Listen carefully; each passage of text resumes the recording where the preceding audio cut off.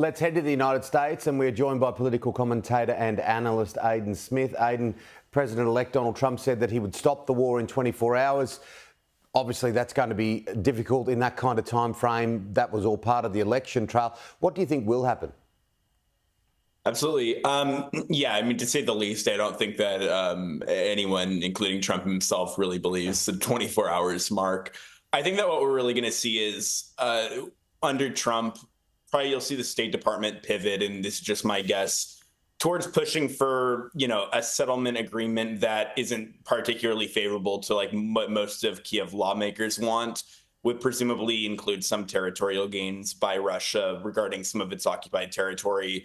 I think for Trump, and a lot of people have suggested this, but for Trump, when he's already won the presidency, probably the main goal for him is to actually get the Nobel Peace Prize, which Obama received in 2010. And it's always been something that, according to most people who know Trump, is one of the most coveted things for him in terms of taking office. So, I mean, we'll see. I think that in terms of a big variable would just be how much success Ukraine actually has in terms of their attacks into Russian territory. I think that's a huge variable, and it could very well be that even if the war is looking, unfortunately, more in favor of the Russian invaders right now, obviously we're not, as someone not on the ground, it's entirely possible that Ukraine, with these additional weapons, could make real gains in terms of preserving their territory. What have you made of part of these final few weeks of the Biden administration? We saw a day where the most pardons ever were given. Yeah, I mean, it almost harkens back 8 years ago during the first inauguration period and the transition period after Trump was elected. I think Barack Obama gave a lot of high-profile commutations and pardons, I believe, to Chelsea Manning, just one of them, if I recall correctly. I think for Biden, it's trying to solidify a legacy and, obviously huge disappointment with him, not just among the general electorate, but a lot of his own voters. And because of that, doing stuff like giving commutations, showing kind of like pivoting towards being more pro-criminal justice reform in these final days is a good way, I'm sure his team believe, to solidify his image going forward. Yeah, what about FBI Director Chris Wray? He'll be gone before Trump comes in. Yeah, and I thought that was interesting compared to 8 years ago when, James Comey actually had to get fired by Trump after he took office.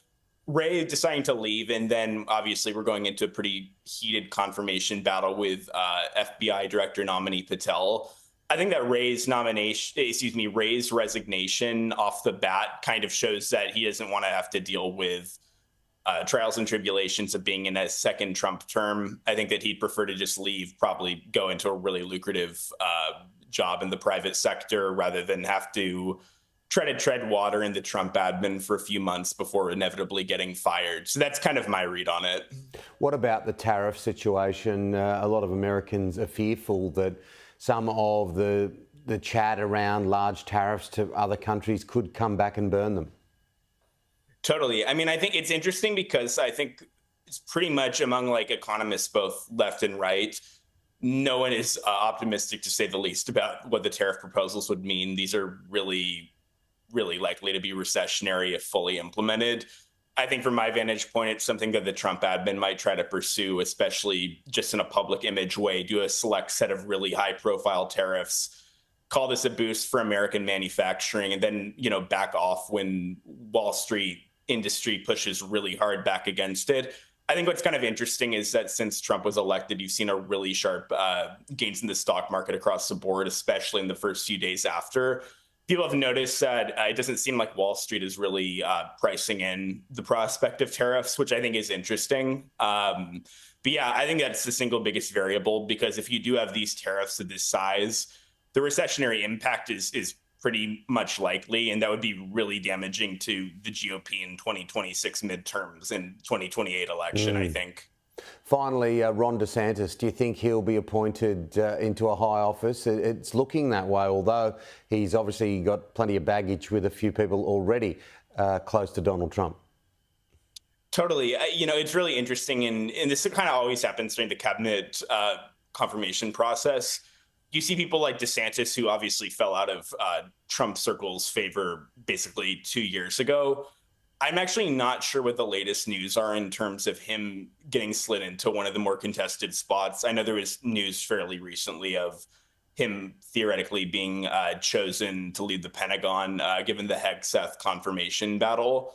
But yeah, I think at the end of the day, it's something where Trump and DeSantis's relationship is just really hard to, assess from afar, given Trump's very negative reaction to him running against him in 2024. But also, it's definitely possible this wouldn't be the first time a former Trump rival got appointed by him to something. Oh, well, you see it, don't you? Marco Rubio and others. It's intriguing, and it's going to continue that way for a number of years, Aidan. Always good to chat. Hopefully we'll talk before Christmas. If not, have a wonderful festive season.